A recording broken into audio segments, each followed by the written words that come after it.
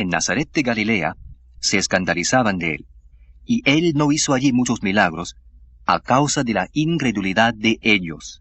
Ellos creían que él era el hijo del carpintero, pero ustedes y yo sabemos que él era el Hijo de Dios por concepción divina, y que nació de María. En el Evangelio de Lucas, quiero mostrarles un versículo de la Escritura que le causó un sinfín de dificultades al Dr. Wierwille en la investigación bíblica. El Evangelio de Lucas, capítulo 2.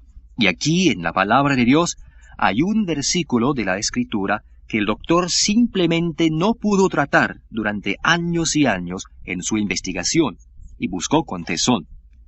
En el segundo capítulo de Lucas, versículo 42.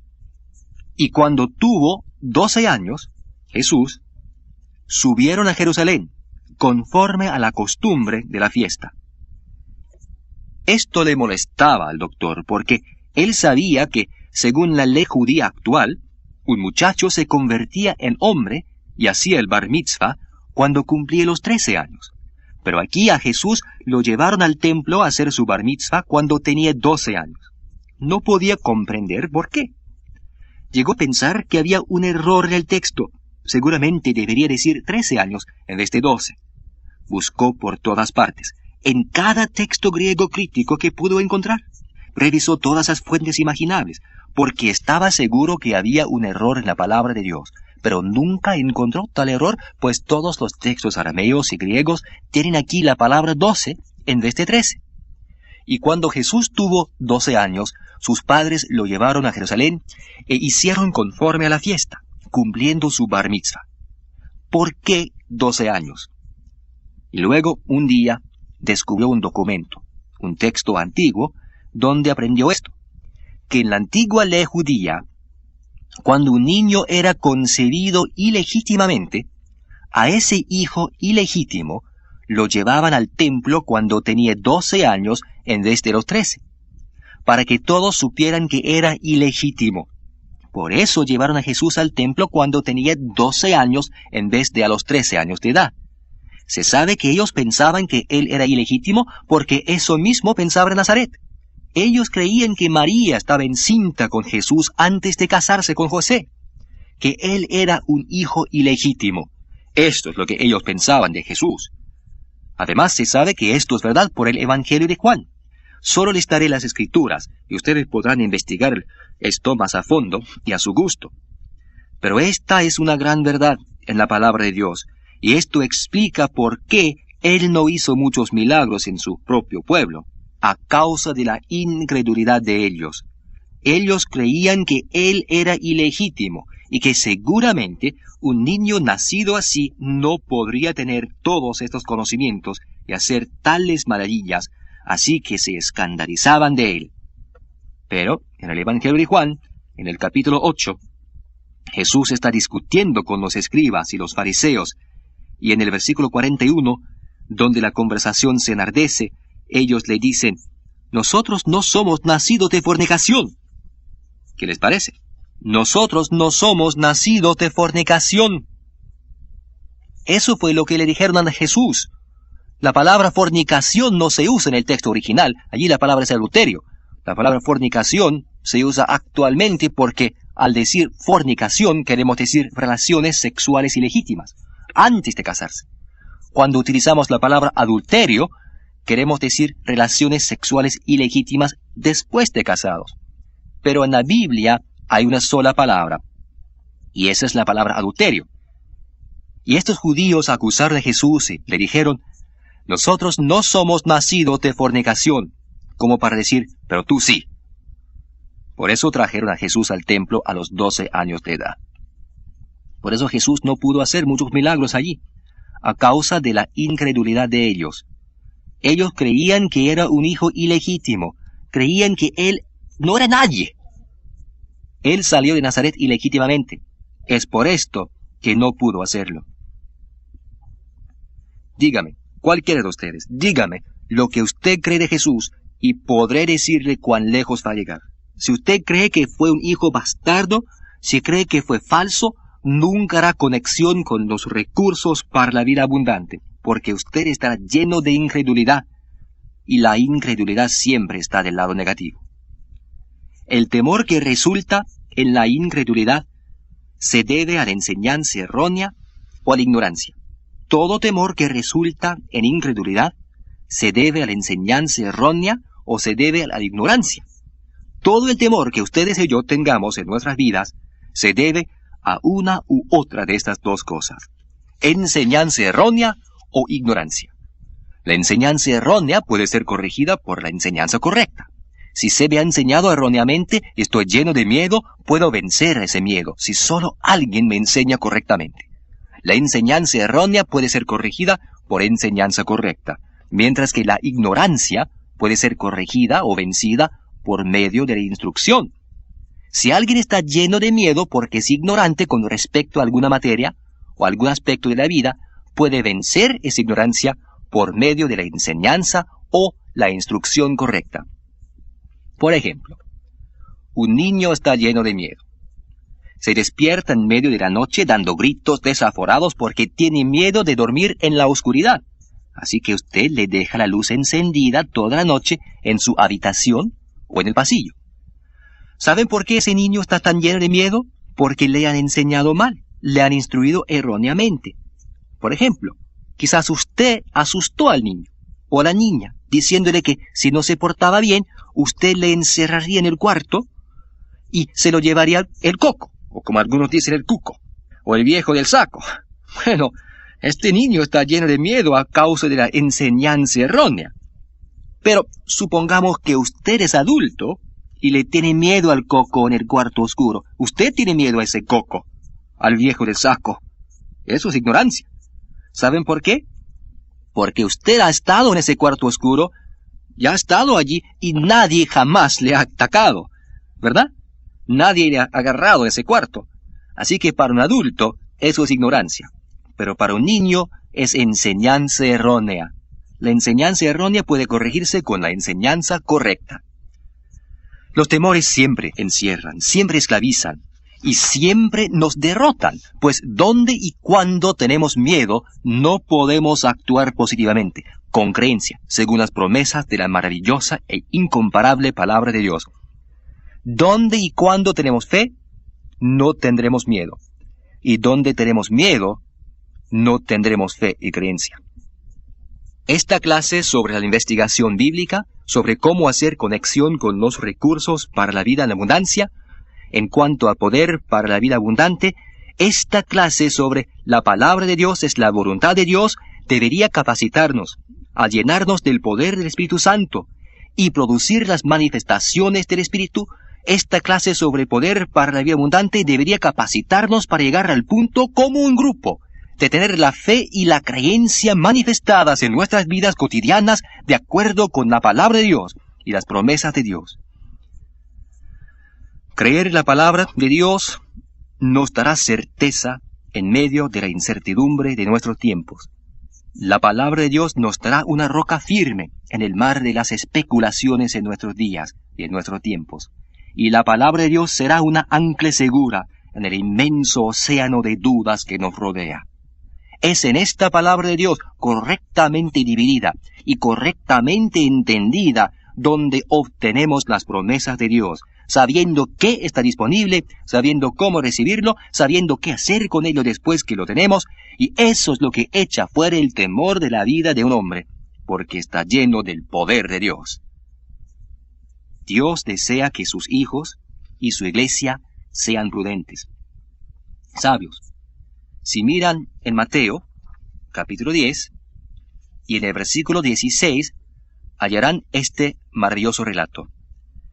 Dios nunca quiso que ni sus hijos ni su iglesia fuesen tontos. Nunca fue su intención que estuviesen llenos de miedo.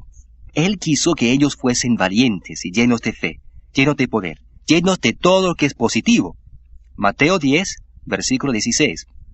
He aquí, yo os envío como a ovejas en medio de lobos. Sed pues prudentes como serpientes y sencillos como palomas. Prudentes como serpientes y sencillos como palomas. ¿No es eso maravilloso? Romanos nos dice que hemos de ser sabios para el bien. En el libro de Santiago, la palabra de Dios declara que Dios nos da sabiduría, Y si alguno de vosotros tiene falta de sabiduría, pídala a Dios, el cual da sabiduría. Dios nunca quiso que ni su iglesia ni sus hijos fueran estúpidos. Él quiso que su iglesia fuera sabia. En otras palabras, Él quiso que estuviéramos al tanto de las cosas. ¿Saben ustedes cómo viene esta sabiduría? Viene de la palabra de Dios, porque dice en Salmos 119, 105, que la palabra de Dios es una lámpara a nuestros pies. Dice que la palabra de Dios es una lumbrera a nuestro camino. Es la palabra de Dios la que imparte sabiduría. Si quieren conocer la voluntad de Dios, tienen que acudir a la palabra de Dios. Es la palabra de Dios que imparte sabiduría. En el libro de Isaías nos dice que la palabra de Dios imparte sabiduría en cuanto a la salvación. Un camino tan sencillo y claro que, por torpe que sea, nadie se extraviará. Dice en 1 de Juan, capítulo 3, versículo 2, Amados, ahora somos hijos de Dios. Es la palabra de Dios que nos imparte sabiduría en cuanto a nuestra relación filial con Él.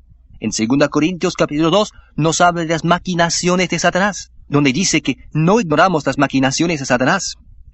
Pues si no ignoramos las maquinaciones de Satanás, entonces estamos enterados, y si estamos enterados, ya no somos estúpidos.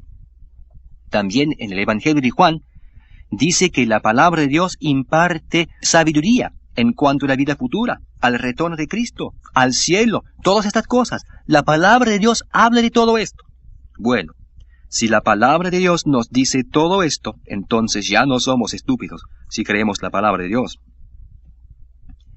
Por esto, yo creo que la palabra de Dios nos da la sabiduría en cuanto a todas las cosas necesarias para que el hombre tenga completo conocimiento de su redención y su salvación. Ahora quisiera llevarlos un paso más adelante, y quisiera empezar en el tema de la palabra exhalada de Dios. La palabra exhalada por Dios. Ya que esta palabra de Dios nos da sabiduría y todas estas otras verdades maravillosas, quiero ahora llevarlos a la palabra de Dios y quiero que vayan a 2 Timoteo, capítulo 3, versículo 16. Aquí hay uno de los grandes versículos de las Escrituras que deberían marcar en sus Biblias en mayúsculas, si quieren. Pero márquenlo, porque aquí hay una escritura que vamos a trabajar detalladamente con una exactitud matemática y una precisión científica para que puedan captar lo grandioso y lo maravilloso que es, y que lo logren comprender. 2 Timoteo 3, 16. Toda la Escritura es inspirada por Dios y útil para enseñar, para redarguir, para reprender, para corregir, para instruir en justicia. Esta es una de las grandes escrituras en la palabra de Dios y trata de la palabra exhalada por Dios. Esta palabra que nos da sabiduría, certeza y una seguridad y confianza que podemos utilizar y trabajar. Toda la escritura inspirada por Dios y útil para enseñar, para redarguir, para corregir, para instruir en justicia. Todo este versículo es tan magnífico, pero quiero que miren en sus Biblias la primera palabra. ¿Cuál es la primera palabra en este versículo? Tiene solo 4 letras y es la palabra toda. T-O-D-A. Toda la Escritura. Toda ella. Toda la Escritura. Cada vez que usted lea la palabra todo o toda Biblia, deténgase, respire y hágase la siguiente pregunta. ¿Qué significa la palabra todo o toda? En la Biblia, la palabra todo siempre se emplea en una de 2 maneras. Es todo sin excepción o todo con distinción. Nunca varía. Cada vez que se emplea la palabra todo o toda, usted tiene que averiguar si es todo sin excepción o todo con distinción. Si usted divide erróneamente la palabra todo, siempre tendrá problemas. Nunca podrá entender la palabra de Dios correctamente o recibir de ella el impacto total. Siempre es todo sin excepción o todo con distinción. Uno de los 2. Y usted tiene que dividirla correctamente. Ahora miren en el Evangelio de Juan. Puede mantener su dedo en Timoteo si quiere, porque volveremos allá. Pero en Juan capítulo 12, versículo 32, estamos estudiando la palabra todo. Acuérdense de eso. Juan 12, versículo 32. Y yo, está hablando Jesús, Si fuere levantado de la tierra, a todos atraeré a mí mismo. Si yo soy levantado, dijo Jesús, a todos atraeré a mí mismo. ¿Son todos sin excepción o todos con distinción? Esta es la pregunta que tenemos que hacernos. La respuesta es muy sencilla. Desde que Jesucristo fue crucificado, ¿han sido atraídos a Él todos los hombres, todas las mujeres y toda persona en su comunidad? Yo creo que la respuesta es muy sencilla, ¿verdad? Bien saben que no todos en su comunidad son cristianos. Por consiguiente, no todos sin excepción han sido atraídos a Él, sino todos con distinción. Todos los que han creído, esos son los que han sido atraídos a Él. Por eso es que el uso de la palabra todos en Juan no es todos sin excepción, sino todos con distinción. Miren en Hebreos, Timoteo, Tito, Filemón, Hebreos capítulo 2. Ahora les voy a mostrar otro versículo, porque tienen que dividir correctamente la palabra todo, o tendrán problemas toda su vida con la exactitud de la palabra de Dios. Hebreos capítulo 2, versículo 9. Pero vemos a aquel que fue hecho un poco menor que los ángeles, a Jesús, coronado de gloria y de honra, a causa del padecimiento de la muerte, para que por la gracia de Dios gustase la muerte por todos. La palabra todos es todos sin excepción o todos con distinción. Bueno, ya que Cristo murió en la cruz y Dios lo levantó de los muertos, ¿puede salvarse cualquiera? ¿Puede salvarse cualquiera? ¿Gustó Cristo la muerte por todos sin excepción o con distinción? Ahí es todos sin excepción, pues Cristo murió por todos sin excepción para que quien quiera que desee venir pueda. Cualquiera puede ser salvo, renacido del Espíritu de Dios hoy en día, porque Cristo murió por todos los hombres sin excepción. Regresen a 2 Timoteo, capítulo 3. Capítulo 3. Toda la Escritura, toda sin excepción, desde Génesis 1:1 hasta Apocalipsis 22:21, toda la Escritura, toda sin excepción. Y ahora, ¿cuál es la próxima palabra? Es. Toda la Escritura es. La palabra es ha sido añadida por los traductores. No está en el texto griego de Esteban, del cual fue traducida la versión Reina Valera. Y quiero dejar algo bien claro aquí para ustedes antes de adelantarme. Si yo omito una palabra que ha sido añadida a la palabra, no estoy cambiando la palabra. Todavía tengo la palabra tal como fue dada. Esto llega a ser muy importante cuando profundizamos en la precisión de la palabra. Toda la Escritura es. Ahora me gustaría llevarles un paso más adelante y decirles que los verbos ser o estar como tales no existen en arameo ni en hebreo. Sí existe el verbo volverse o llegar a ser, quizás otras equivalencias aproximadas, pero no ser o estar exactamente. En otras palabras, las palabras es, está, era o estaba, etc., no existen como tales, ni en el hebreo ni en el arameo. Esto llega a ser muy interesante en Génesis capítulo 1. Miren en Génesis capítulo 1. Génesis capítulo 1. A veces creo que esto se incluyó en el primer capítulo, en el segundo versículo de Génesis, para que pudiéramos enseñar esta clase sobre poder para la vida abundante. Lo pusieron aquí al mismo comienzo. Génesis, capítulo 1, versículo 2. Y la tierra estaba desordenada y vacía, y las tinieblas estaban sobre la faz del abismo. El segundo uso de la palabra estar no aparece en el texto. Sin embargo, el primer uso sí aparece en el texto. Y esto nos enseña algo. Esto nos dice que la primera palabra que se tradujo estaba y que aparece en el texto no es la palabra estaba, sino llegó a ser o se volvió. Pero el segundo uso, estaban, fue añadido, nunca estuvo allí.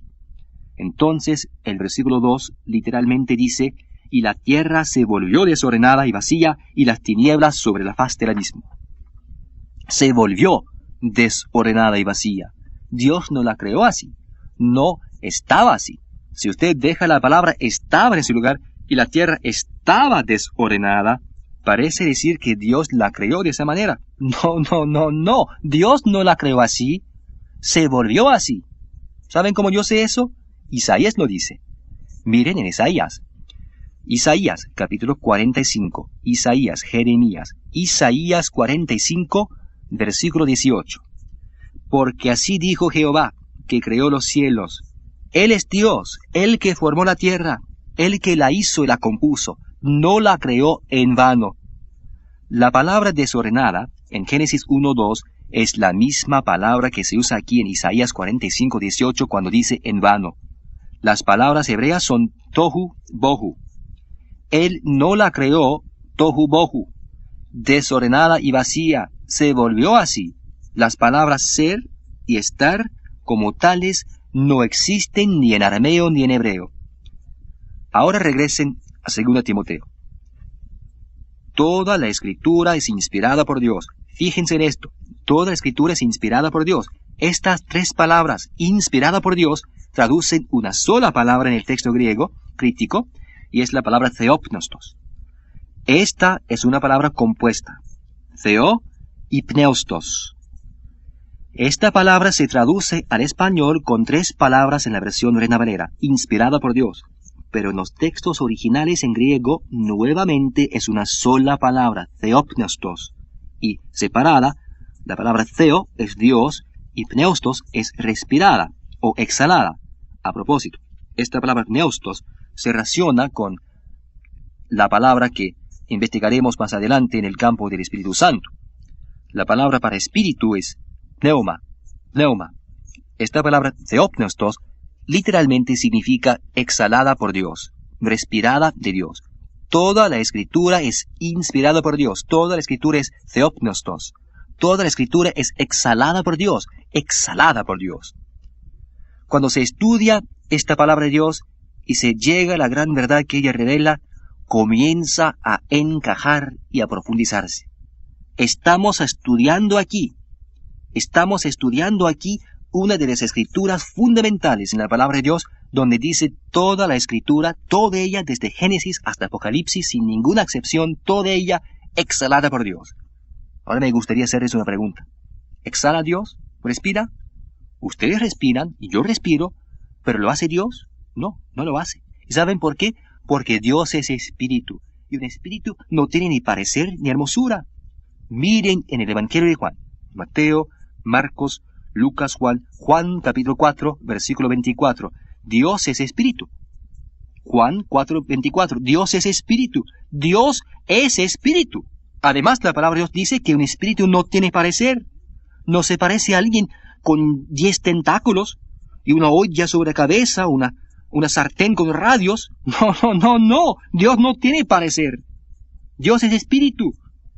Sin embargo, aquí dice que Dios exhaló, que respiró.